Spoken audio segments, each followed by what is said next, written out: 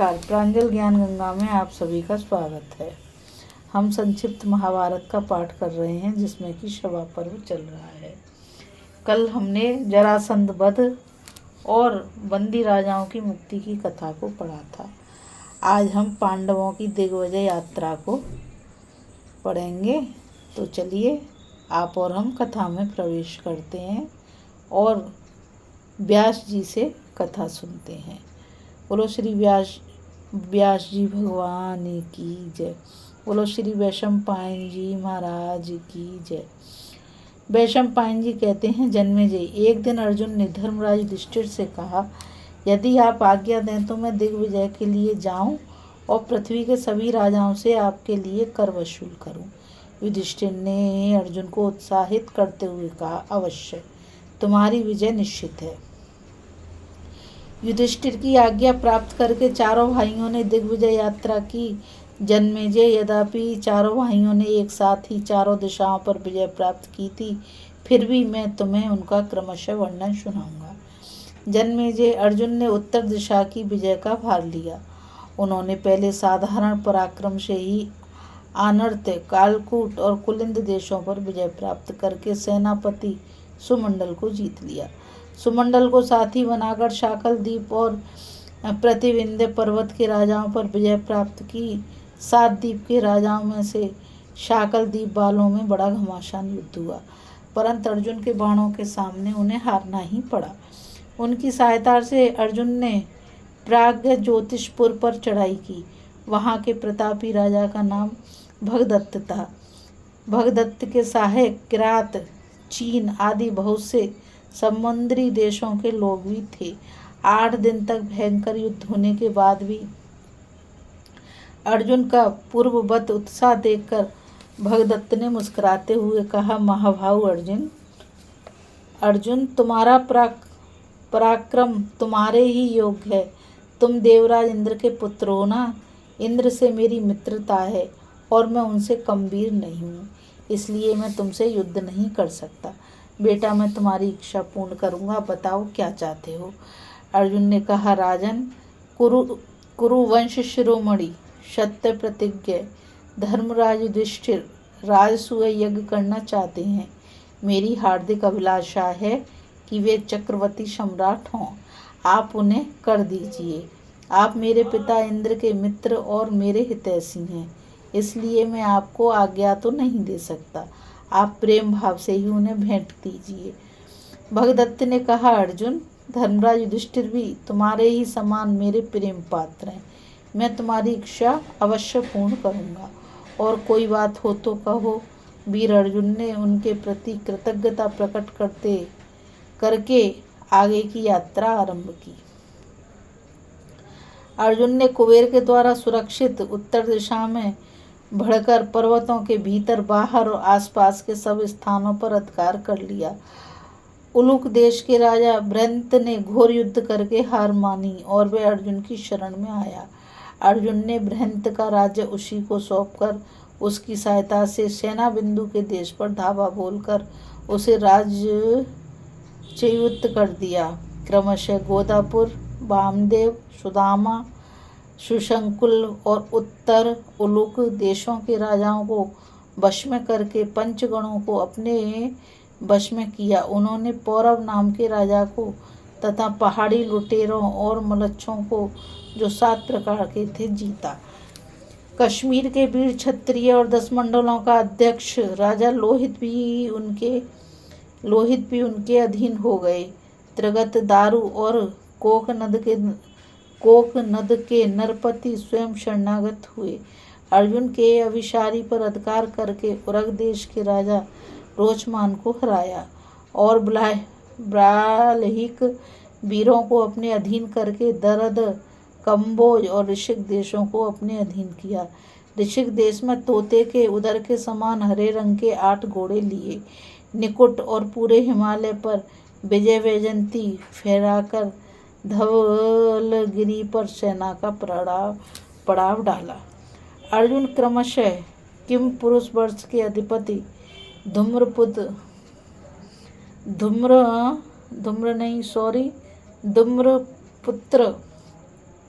और हाटक देश के रक्षक गुहाकों को हराकर मानसरोवर पहुँचे।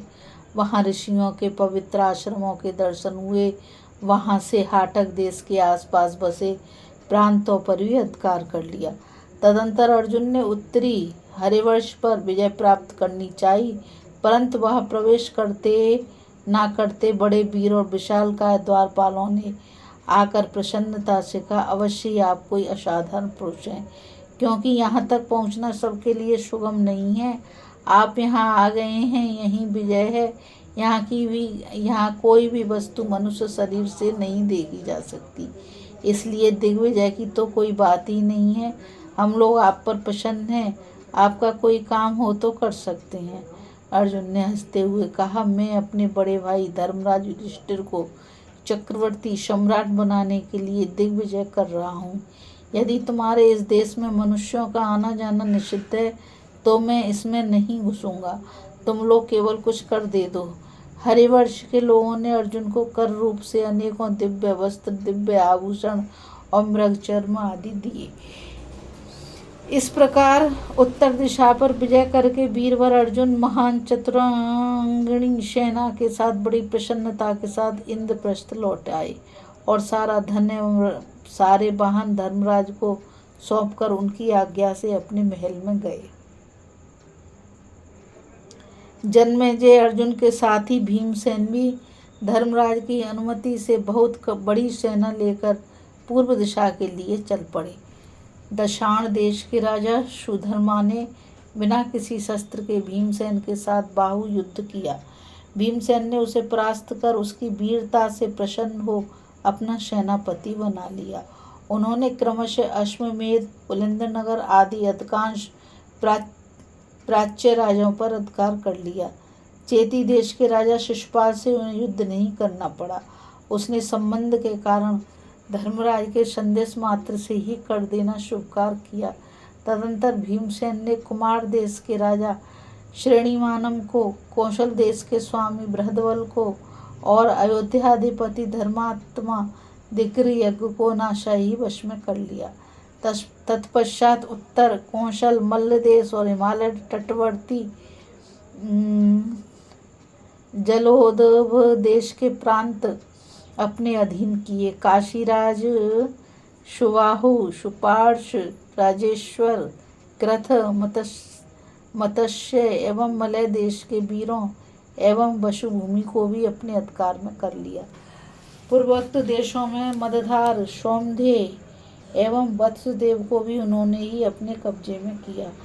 भर्ग देश के स्वामी निषादराज और मणिमानम पर विजय प्राप्त करके दक्षिण मल्ल और भोगवानम पर्वत पर भी उन्होंने कब्जा कर लिया। शर्मक और मर्क पर विजय प्राप्त करने के बाद मिथिलाधीश को अधीन किया और वहीं से किरात राजाओं को भी अपने वश में कर लिया। श्रह, प्रशोह, दंडधार आदि नरपति अनासाई परास्त हो गए।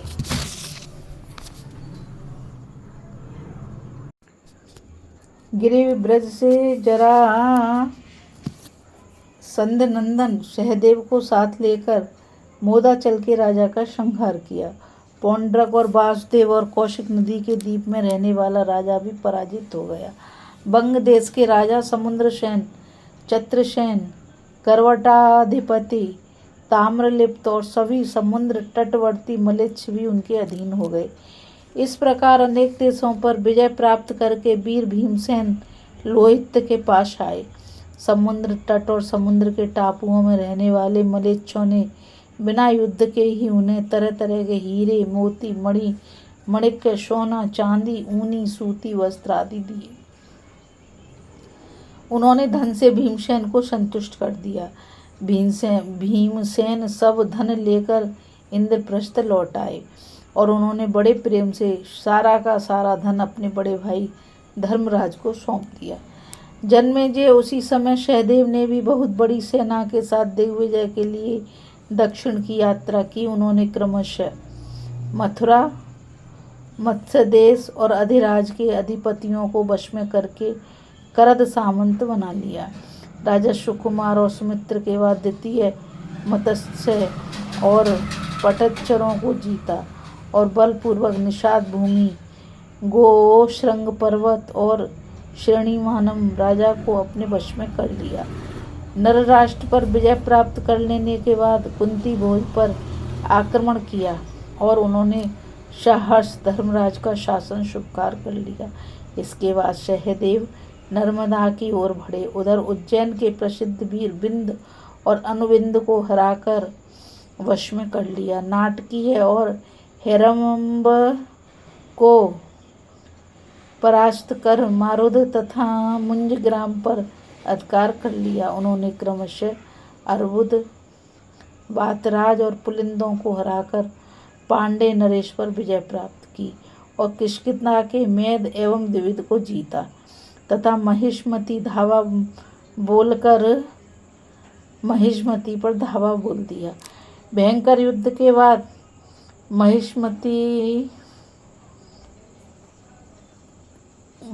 युद्ध के बाद महाराज नील उनके करद सामंत बन गए। आगे बढ़कर त्रिपुर रक्षक और पौरवेश्वर को वश में किया। सौराष्ट्र देश के स्वामी कौशिकाचार्य आकृति पर विजय प्राप्त करके भोजकट के रुक्मी और निषद के भीष्म के पास दूत भेजा। उन लोगों ने श्री कृष्ण के संबंध के कारण बड़े प्रेम से सहदेव की आज्ञा मान ली। वहां से चलकर सुरपारक, तालाकट, दंडक और समुद्री टापुओं को अपने अधीन करते हुए मलेच्छ, निषाद, पुरुषाद, कर्णप्रावरण एवं कालमुख संज्ञक मनुष्य तथा राक्षसों पर विजय प्राप्त की। कोल्लाचल, सुरभिपट्टन, ताम्रदीप और रामा पर्वत उनके वश में हो गए। राजा तिमिंगिल, जयंती, केरल, एक पैर वाले पुरुष तथा संजयंती नगरी उन्हीं की हो गई। पाषाण और करहाटक भी अलग नहीं रह गए। पांडे, द्रविड़, उड्ड, केरल, आंध्र, तालवन, कलिंग, उष्णकटिबंध, आटवीपुरी और आक्रमणकारी यवनों की राजधानियां भी उनके वश में हो गईं। सहदेव ने दूत के द्वारा लंका अधिपति के पास संदेश भेजा और विभीषण ने बड़े प्रेम से उसे स्वीकार कर लिया। सहदेव ने इसे भगवान श्री कृष्ण की ही महिमा समझी। सभी स्थानों से उन्हें अनेक प्रकार की वस्तुएं उपहार के रूप में प्राप्त हुई थी।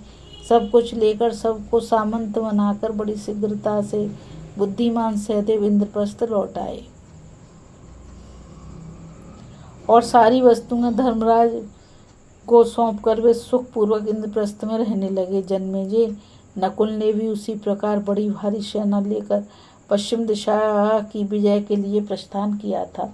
स्वामी कार्तिक के प्यारे धन धान्य गोधन आदि से परिपूर्ण रोहित देश में वहाँ के मंतमयूर शासकों के साथ उनका घोर संग्राम हुआ।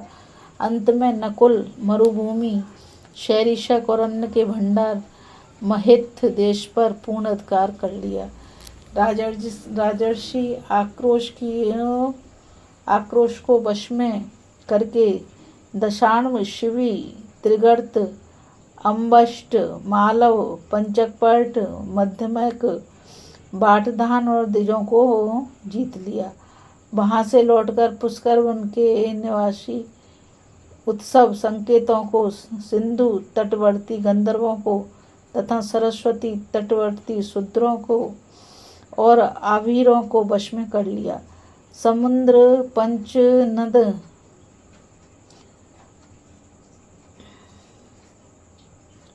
अमर पर्वत, उत्तर ज्योतिष, दिव्यकट नगर और द्वारपाल उनके अधिकार क्षेत्र में आ गए। पश्चिम के रामठ, हार और हूण आदि राजा नकुल की आज्ञा मात्र से श्री कृष्ण आज्ञा से उनके अधीन हो गए। द्वारकावासी यदुवंशी और श्री कृष्ण ने बड़े प्रेम से नकुल का शासन स्वीकार किया। नकुल के मामा शल्य भी प्रेम से उनके अधीन हो गए। सबने धन रत्न की भेंट लेकर नकुल ने समुद्र के टापुओं में रहने वाले भयंकर, मलेच्छ, पलहव, बर्बर, किरात, यमन और शंकराजों को वश में किया। सभी से सुंदर सुंदर वस्तुएं की भेंट लेकर वे खांडवप्रस्थ लौट आए। नकुल ने कर और उपहार में जो धनराशि प्राप्त की थी उसे 10,000 हाथी बड़ी कठिनाई से ढो सकते थे। इंद्रप्रस्थ में आकर उन्होंने वरुण द्वारा सुरक्षित और श्री कृष्ण द्वारा अधिकृत पश्चिम दिशा की जीत का सारा धन अपने बड़े भाई युधिष्ठिर को सौंप दिया। बोलो श्री कृष्ण भगवान की जय। आज इस कथा में इतना ही। अभी हम जरासंध वध और बंदी राजाओं की मुक्ति की कथा